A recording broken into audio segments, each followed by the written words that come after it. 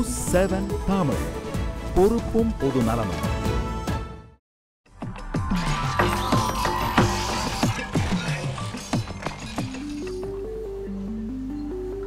அனைவருக்கும் அன்பான வணக்கங்கள். அரைஸ் டிஎம்டி வழங்கும் கேள்வி நேரம் நிகழ்ச்சிக்காக உங்கள் அனைவரையும் அன்போடு வரவேற்கிறேன். இன்றைய கேள்வி நேரம் நிகழ்ச்சியில் நம்ம என்ன தலைப்புகளில் வாதிக்க போகிறோம் பார்க்கலாம். இன்றைக்கு நம்ம விவாதத்திற்காக எடுத்துக்கொண்டிருக்கக்கூடிய தலைப்பு RSS மீது திரு தயாநிதி மாறன் அவர்கள் குற்றச்சாட்டு. இந்த வழக்கு இன்றைக்கு பத்திரிகையாளர்களை சந்தித்த திரு மாறன் அவர்கள் ஒரு அடுக்கடுக்கான சரமாரியான குற்றச்சாட்டுகளை தெரிவித்திருக்கிறார். 2007 இந்த வழக்கு தொடர்பாக கவனித்தவர்களுக்கு இன்றைக்கு இந்த வழக்கு ஒரு உச்சத்தை தொட்டிருக்கிறது என்று புரிந்திருப்பார்கள். இந்த வழக்கு தொடர்பாகவும் தயாநிதி மாறன் அவர்கள் தெரிவித்திருக்கக்கூடிய குற்றச்சாட்டில் உண்மை இருக்கிறதா, இல்லை மத்திய அரசு காழ்ப்புணர்வோடு செயல்படுகிறதா, பல்வேறு தளங்களில் விவாதிக்கலாம். நம்ம தொடர்ந்து விவாதத்திற்குள் செல்லலாம். இன்றைய விவாதம் என்பது திரு தயாநிதி மாறன் அவர்கள் எழுப்பியிருக்கக்கூடிய குற்றச்சாட்டு. பத்திரிகையாளர்களை சந்திக்கின்ற போது அடுக்கடுக்கான சரமாரியான குற்றச்சாட்டுகளை அவர் தெரிவித்திருக்கிறார். திரு தயாநிதி மாறன் அவர்கள் மத்திய மந்திரியாக இருந்தபோது தன்னுடைய அதிகாரத்தை முறைகேடாக பயன்படுத்தி அதிக சக்தி கொண்ட BSNL இணைப்புகளை தன் வீட்டிற்கும் தான் சார்ந்திருக்கக்கூடிய ஒரு தனியார் தொலைக்காட்சிக்கும் பயன்படுத்தி கொண்டார் என்பதுதான் அவர் மீது இருக்கக்கூடிய குற்றச்சாட்டு. 2007 இந்த வழக்குகள் மெல்ல மெல்ல அடியெடுத்து வைத்துக் கொண்டிருந்தது. ஆனால் இன்றைக்கு பத்திரிகையாளர் சந்திப்பில் திரு தயாநிதி மாறன் அவர்கள் இந்த வழக்கிற்கான தீவிரத்தை அதிகப்படுத்தி இருக்கிறார். என் மீதான இந்த குற்றச்சாட்டுகள், இந்த நடவடிக்கைகளுக்கு பின்னால் RSS இருக்கின்றது, திராவிட இயக்கத்தின் மீதான வன்மம் தான் இந்த வழக்கு என்று தெரிவித்திருக்கிறார். இது பற்றி தான் நம்ம விவாதிக்க இருக்கிறோம். இது பற்றி விவாதிப்பதற்காக நம்முடைய அரங்கத்திற்கு 3 பிரதான கட்சிகளை சார்ந்த 3 கருத்துரையாளர்கள் வந்திருக்கிறார்கள். அவர்களை உங்களுக்கு நான் அறிமுகம் செய்கிறேன். திராவிட முன்னேற்ற கழகத்திலிருந்து திரு GS குமார் வழக்கறிஞர் வந்திருக்கிறார். வணக்கம் திரு GS குமார். GS மோகன் அண்ட் லெனின் அவர்கள் கம்யூனிஸ்ட் கட்சியிலிருந்து CPI-லிருந்து வந்திருக்கிறார். வணக்கம் லெனின். வணக்கம். வணக்கம். பிரதான குற்றச்சாட்டிற்கு ஆளாகி இருக்கக்கூடிய பாரதிய ஜனதா கட்சியிலிருந்து திரு நாராயணன் அவர்கள் வந்திருக்கிறார். வணக்கம் திரு நாராயணன். இந்த வழக்கை, இந்த பத்திரிகையாளர் சந்திப்பை நான் இப்படி பார்க்கிறேன் திரு மோகன். தயாநிதி மாறன் அவர்கள் இது 2007 இந்த வழக்கு நடைபெற்று கொண்டிருக்கிறது. நீங்க ஒரு வழக்கறிஞராக இருக்கிறதுனால ஒரு வழக்கிற்கான பூர்வாங்க ஆதாரம் அப்படின்றதெல்லாம் ஒன்று இல்லாமல்லாம் இருக்க முடியாது. அப்படி இருக்கிற போது இவ்வளவு பெரிய வழக்கை ரொம்ப தட்டையாக இது RSSக்கும் எங்களுக்குமான ஒரு யுத்தமாக மாறி இருக்கக்கூடிய பார்வையை நீங்க எப்படி பார்க்குறீங்க? இல்லை, அதுக்கு முன்னாடி என்ன குற்றச்சாட்டு முதல் பார்ப்போம். அதாவது இந்த வழக்கு பார்த்தீங்கன்னா FIR 1 crore லாஸ்ன்னு சொல்கிறாங்க, 1 கோடி இழப்புன்னு சொல்கிறாங்க இந்த BSNL. அதாவது ஒரு கனெக்ஷன் தான் சொல்கிறாங்க. நீங்கள் சொல்கிறது 323 கனெக்ஷனை அதை பற்றி இதில் டிஸ்கஷன் வரல. இப்போ இந்த குற்றச்சாட்டில் 3 பேரை அரெஸ்ட் பண்ணியிருக்காங்க. அதாவது கௌதம், கண்ணன், தனிச்செயலாளர் 3 பேர்களை இன்றைய தினம் செஷன்ஸ் கோர்ட்டில் ப்ரொடியூஸ் பண்ணாங்க, CBI கோர்ட்டில் ப்ரொடியூஸ் பண்ணாங்க. அப்படி ப்ரொடியூஸ் பண்ணி அவங்கள திராவிட முன்னேற்ற டிஃபென்ஸ் சைடில் பெயில் போட்டிருக்காங்க. அவங்க CBIலேருந்து எங்களுக்கு போலீஸ் கஸ்டடி வேணும்னு கேட்டிருக்காங்க. இது நோட்டீஸ் அனுப்பிச்சிருக்காங்க. It takes time. இது மண்டே போஸ்ட் பண்ணியிருக்காங்கன்னு நினைக்கிறேன். இதற்கு இடையில் தயாநிதி மாறன் அவர்கள் ஒரு பேட்டி கொடுத்தாங்க. இந்த மாதிரி இது இன்றைக்கி நேற்று அல்ல, கிட்டத்தட்ட 10 முறை அவங்க டெல்லிக்கு அழைச்சி என்னென்ன குற்றங்கள் எப்படியெல்லாம் நடைபெற்றது என்று மேலோட்டமாக கேட்டதாக சொல்லப்படுகிறது. அப்படி சொல்லுகின்ற பொழுது அப்படி எந்தவித ஒரு உட்கருத்தும் இல்லை என்று தான் கருதப்படுகிறது. அப்படி இருக்கின்ற பட்சத்தில் அவர்களை கைது செய்ய வேண்டும் என்று உள்நோக்கம் இருப்பதாகத்தான் தெரிகிறது. உள்நோக்கம் நான் மோகன், நம்ம வழக்கிற்குள் பூர்வாங்கமாக நிறைய பயணிக்க வேண்டாம். இந்த குற்றச்சாட்டில் இருந்து தான் நான் இந்த விவாதத்தை கிளறணும் அப்படின்னு நினைக்கிறேன்.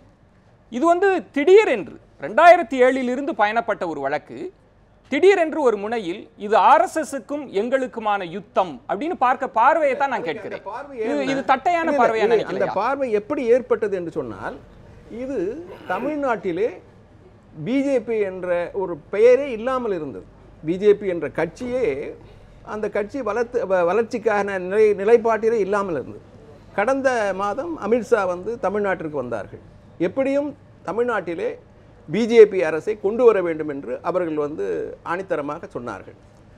நான் கேட்கின்றேன், தமிழ்நாட்டை பொறுத்தளவு இங்கே 2 மிகப்பெரிய திராவிட கட்சிகள் இருக்கிறது. இந்த திராவிட கட்சிகளை மீறி ஒரு புதிய கட்சியோ அல்லது வேறொரு கட்சியோ வருவதற்கு வாய்ப்பே இல்லை. திருமோகன், நீங்க முழுக்க முழுக்க இதை அரசியல் மயப்படுத்தி இதை தேர்தலோடு கனெக்ட் பண்றீங்க. நான் திரு நாராயணன் அவர்கள்ட்ட வரக்கூடிய விவாதம், நீங்க ஒரு பிரதான கட்சியாக இருக்கக்கூடிய இடத்தில் உங்களுடைய தாய் கழகமாக பாரதிய ஜனதாவிற்கு தாய் கழகமாக RSS இருக்கிறது. ஒரு அரசியல் ரீதியாக அல்லாமல் இந்த குற்றச்சாட்டு RSSின் மீது பாய்கிறது. ஒருவர் மீது குற்றச்சாட்டு இருக்கிறதுனாலே அவர் குற்றவாளி என்பது பொருள் அல்ல. அந்த அடிப்படையில் நான் அந்த விவாதத்தை நடத்த விரும்பல. ஆனால் அவர்கள் சொல்லக்கூடிய ஒரு விவாதம், தமிழ்நாட்டில் தங்களை தவிர வேறு யாரும் இருந்துவிடக்கூடாது என்பதனுடைய பார்வை RSSக்கு இருக்கிறது. அதனால் RSS எங்கள் மீது இந்த வழக்கை தொடர்ந்து இருக்கிறது அப்படின்ற பார்வையை நீங்கள் எப்படி எதிர்கொள்வீர்கள்? முதல்ல இந்த குற்றச்சாட்டு எழுந்திருக்கிறது உள்ளான கட்சியை சார்ந்தவர்னு ஒரு முதல்ல துவங்கும் போது சொன்னீங்க. குற்றச்சாட்டுக்கு உள்ளான கட்சி நாங்கள் இல்லை, குற்றச்சாட்டுக்கு உள்ளான கட்சி திராவிட முன்னேற்ற கழகத்தை சார்ந்தவர்கள் இல்ல. இந்த விவாதம் தயாநிதி மாறன் பார்வையில் நீங்கள் குற்றச்சாட்டு தயாநிதி மாறன் பார்வையில் அவர் என்ன வேணாலும் சொல்லலாம், அவருக்கு உரிமை இருக்கிறது. அதனால அவர் என்ன, ஆனா அவர் சொல்வது குற்றச்சாட்டு நீங்க எடுத்துக்கிட்டு நாங்க ஒண்ணும் செய்ய முடியாது. அதுக்கு இல்ல, நேரடியாக அதுதான் சொல்றேன். அவர் சொல்லி இருக்கிறார், அவ்வளவுதான். அது குற்றச்சாட்டு தான். அது உங்க பார்வையில் அது குற்றச்சாட்டு, எங்க பார்வையில அது விமர்சனமா கூட நாங்க எடுக்கவில்லை. ஏனென்று சொன்னால் இல்ல, அதுக்கு உள்ள நான் போக விரும்பல. ஏனென்று சொன்னால் அவர் சொல்லி இருக்கிறார், அவர் அப்படிதான் சொல்ல முடியும். யாருமே வந்து செஞ்ச குத்தாமா நான் செஞ்சேன்னு யாரும் ஒத்துக்க போறது இல்ல. அதனால இன்னைக்கு இருக்கிற சூழ்நிலை அவர் அந்த மாதிரி சொல்லி இருக்கிறார், அவ்வளவுதான். அதுக்கு ஒரு பெரிய அது குற்றச்சாட்டு என்றே நான் கருதவில்லை. சரி, ஆனால் இதுல ஏதோ இன்னைக்கு தான் மோகன் அவர்கள் சொன்னார், இன்னைக்கு தான் இந்த வழக்கு போட்டிருக்கிறாங்கன்னு. இது 2007ல இன்னைக்கு போட்டான்னு சொல்லல. இல்ல, இன்னைக்கு அந்த கேஸ் வந்து நீங்க அதான் சொன்னீங்க. நான் அந்த கேள்வியை உங்களுக்கு கொடுப்பேன், நீங்க சொல்லுங்க. இது 2007ல போடப்பட்ட வழக்கு. அதாவது 323 அதாவது ஒரு தொலைபேசி இணைப்பகமே அவர்களுடைய இல்லத்தில் இருந்து. திரு நாராயணன், நம்ம அடுத்த ரவுண்ட்ல நான் அதை கொண்டு வருகிறேன். ஆனா இந்த RSS மீதான இந்த குற்றச்சாட்டை நீங்கள் எப்படி பாக்குறீங்க? இது குற்றச்சாட்டே இல்லன்ற அவர் RSS ஏதோ சொல்ல. இது நீங்க இப்போ வந்து தமிழ்நாட்டுல தங்களை தவிர வேற யாரும் இருக்க கூடாது. இந்தியா முழுவதுமே RSS மீது ஒரு விமர்சனத்தை வைக்க வேண்டும் என்கின்ற ஒரு சீசன் இது. அந்த சீசன்ல இப்ப இதையும் சேர்த்துக்கிட்டாங்க. இது சொன்னா கொஞ்சம் மற்ற கட்சியில இருந்து ஆதரவு கிடைக்கலாம். இல்ல அதனால அவங்க சொல்லியிருக்கலாம். நான் என்ன சொல்றேன், அவருக்கு உரிமை இருக்கிறது. அவர் RSS சொல்லட்டும், தப்பு இல்லை. அவர் பாட்டு சொல்லட்டும், அது உண்மையாக போகுது. இந்த வழக்கே காங்கிரஸ் அரசாங்கம் இருந்த போது போடப்பட்ட வழக்கு, திராவிட முன்னேற்ற கழக கூட்டணி ஆட்சியில இருந்து போடப்பட்ட வழக்கு. அது 2007, 2009, 2011 பயணம் போய்கிட்டு இருக்கு. நம்ம RSS மீதான குற்றச்சாட்டை நீங்கள் பொருட்படுத்தவில்லை. இல்ல, இது ஒரு விஷயமே இல்ல. ஆனா ஒரே ஒரு விஷயம் இல்ல, நான் அவர் இல்ல ஒரு நிமிஷம் இருங்க. இல்ல, அவர் சொன்னதுக்கு நான் இந்த சுற்றுல பதில் சொல்லணும். அவர் என்ன சொல்றாரு, இவங்களை தவிர 2 திராவிட கட்சிகள் இங்க இருக்கு, எதை மீறின்றார். நான் ஒரே ஒரு கேள்விதாங்க கேட்கிறேன். பரவாயில்ல, நீங்களே இருங்க. ஆனா 2 திராவிட கட்சிகளும் கொள்கை ஒன்று தானே, ஒன்று சேர்ந்துருங்க. ஏன் வெறுப்பு அரசியலை வளர்க்கிறீர்கள்? அவ்வளவுதான் விஷயம். நம்ம அதற்கு அடுத்து திருமோகன், ரொம்ப இயல்பாக எழக்கூடிய கேள்வி, திரு தயாநிதி மாறன் சொல்லக்கூடிய ஒரு பார்வை நீங்கள் பார்க்க வேண்டும். அவர் பத்திரிகையாளர்கள் இடத்துல சொல்கிற போது RSS தமிழ்நாட்டில் தங்களை தவிர வேறு யாரும் இருக்கக்கூடாது, வளர்ந்து விடக்கூடாது என்கிற உள்நோக்கத்தோடு தான் என் மீது காயங்களை அம்புகளை வீசுகிறார்கள் அப்படின்னு சொல்லக்கூடிய இடங்கள்ல 50 ஆண்டுகளா நீங்கள் தான் இருக்கிறீர்கள், அவர்கள் இல்லை. நீங்கள் தான் அரியணையில் இருக்கிறீர்கள். இந்த வளர்ச்சியை பிடிக்காமல் தமிழ்நாட்டில் திராவிட கட்சியுடைய வளர்ச்சியை பிடிக்காமல் அந்த இடத்தை நிரப்புவதற்காகத்தான் அவர்கள் முயற்சி செய்கிறார்கள் என்றுதான் குற்றச்சாட்டு. இன்னும் சொல்ல போனால் இந்த வழக்கு கூட இது சிவில் நேச்சர் தான். இது இந்த வழக்கு நான் வழக்கிற்குள் வருகிறேன். திரு லெனின் நான் சொல்லக்கூடிய விஷயம், திரு லெனின் என்னுடைய கேள்வியை உள்வாங்கிக் கொண்டு நீங்க வரலாம். பொதுவாக RSSின் மீது நீங்களும் கடுமையான குற்றச்சாட்டுகளை சித்தாந்த ரீதியில பண்பாட்டு தலங்கள்ல நீங்க நிறைய குற்றச்சாட்டுகளை வைத்திருக்கிறீர்கள். RSS பண்பாட்டு தலங்கள்ல இப்படி எதிர்வினை ஆற்றுகிறது என்று. ஆனா இந்த இடம் என்பது எப்படி பார்க்க வேண்டியிருக்கிறது, முதல் முறையாக ஒரு ஊழல் குற்றச்சாட்டோடு RSS இணைக்கப்பட்டிருக்கிறது. இந்த பொலிட்டிக்கல் ஸ்ட்ராட்டஜி DMK எடுத்தது சரின்னு நினைக்கிறீங்களா? அதாவது இதை ஒற்றை வரியில சொல்றதுங்கிறத விட RSSனுடைய நுட்பமான சதி அரசியலை நாங்கள் கடுமையாக எதிர்க்கக்கூடியவர்கள், அதுல எந்த மாற்று கருத்தும் இல்லை. ஆனால் அதே நேரத்தில் இந்த வழக்கு, இந்த பிரச்சனை என்பது இன்று தொடங்கிய ஒன்று அல்ல. அதாவது ஒரே ஒரு லைன் தலைவர் சொல்றாங்க. அந்த ஒரு லைன்ங்கிறது என்னன்னா 323 இணைப்புகளை உள்வாங்கிய ஒரு லைன். அது ஆப்டிக்கல் ஃபைபருங்கிறதுல 323 இருக்கும். அவ்வளவும் உள்ள வாங்கி ஒரு விர்ச்சுவல் எக்ஸ்சேஞ்சும் உள்ளே திறக்கப்பட்டு 7 கிலோமீட்டருக்கு பூமிக்கு அடியிலேயே தோண்டப்பட்டு அந்த இதெல்லாம் அந்த கேபிள்லாம் புதைக்கப்பட்டு கொடுக்கப்பட்டது. இது என்னன்னா அரசுக்கு வருமான இழப்பு. அரசினுடைய சொத்தில் இருந்து தங்களுக்கான ஒன்றை எடுத்து நேராக அறிவாலயத்துக்கு கொண்டு வந்து சன் டிவிக்கு கொடுத்தது என்பது அரசினுடைய வருவாயை இழக்க செய்த ஒன்று. இது வந்து சிவில் நேச்சர் அல்ல. வழக்கின் அடிப்படையில் போனால் கூட இது சிவில் அல்ல.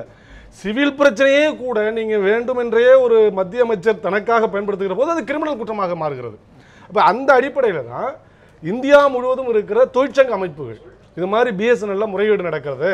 அது இங்கே மட்டும் இல்லை, வெவ்வேறு மாநிலங்கள்லையும் இது மாதிரி சன் குழுமத்துக்கு பலது வந்திருக்கலாம். இன்னும் குற்றச்சாட்டு இருக்குது, முழுமையாக ஆய்வு செய்ய வேண்டும் என்கிற ஒரு கோரிக்கையும் வந்திருக்குது. அப்போ இந்த அடிப்படையில் இவ்வளவு போயிட்டு இருக்குது. ஏறத்தாழ பண அடிப்படையில் பார்த்தீங்கன்னா 440 கோடி ரூபாய்க்கு மேலே அதில் வந்து இழப்பு வந்திருக்குன்னு வழக்கின் தன்மைக்குள் என்ன வரேன்னா இந்த வழக்கு போடப்பட்ட காலம் யூபிஏ அரசின் காலம். யூபிஏ அரசு 2 இருக்கிற போது இது போடப்பட்டிருக்கு. அப்ப யாரு மத்திய அமைச்சர்? இதே தகவல் தொடர்பு துறைக்கு ஆர் ஆசா தான் நிறைய கேள்விகள் தகவல் தொடர்பு துறை என்னுடைய கேள்வி என்பது நீங்க கேட்கறது என்னன்னா ஆர் ஆசா அவர்களுடைய தலைமையிலே ஒரு அமைச்சரவை இருக்கிற போதுதான் அந்த பிரச்சனை பூதாகரமாக வெளியே வருது. அப்பதான் அந்த வழக்குகள் வருது. நீங்க உள்ளபடியே குற்றம் சாட்ட வேண்டும் என்றால் நீங்க ஆர் ஆசாவை தான் குற்றம் சாட்ட வேண்டும். நான் இந்த முதல் ரவுண்டை நான் முடிக்கிற போது திரு நாராயணன் அவர்கள் சொன்னாங்க, எங்கள் மீது RSS மீது வைக்கக்கூடிய குற்றச்சாட்டை நாங்கள் பொருட்படுத்தவில்லை என்று. நீங்கள் பொருட்படுத்துகிறீர்களா அல்லது இந்த குற்றச்சாட்டு அந்த ஸ்ட்ராட்டஜி எப்படி பாக்குறீங்க? ஊழல் வழக்கை பொறுத்தவரை இந்த மாதிரியான பிரச்சனைகள்ல, தேசிய பிரச்சனைகள்ல மையமா இருக்கிற எல்லாவற்றிலும் ஊழல்வாதிகள் கட்டாயம் நாட்டு மக்கள் முன்னால் அடையாளம் காட்டப்பட வேண்டும். இதுல யார் என்ன செய்தாலும் வழக்கு இருக்குது, அது வரட்டும் வெளியில. இவங்க பயங்கரமா போய் அங்க சொல்லுங்க, உங்களுக்கு சொல்லுங்க. நம்ம தொடர்ந்து இங்க வந்து வெளியில வந்து அதை டைவர்ட் பண்ணுவதற்கு தொடர்ந்து வாதிக்கலாம் லெனின். இந்த விவாதம் என்பது முதல் கட்ட விவாதங்கள்ல RSSின் மீதான குற்றச்சாட்டுகள் சரியாக இருக்குமா என்கிற கட்டங்கள்ல இந்த வாதத்தை நகர்த்தினேன். ஆனால் இந்த வழக்கிற்குள் இருக்கக்கூடிய ஊடுபாவுகளை நோக்கி கேள்வி நேரம் நகரும். ஒரு சிறிய விளம்பர இடைவெளிக்கு பிறகு காத்திருங்கள்.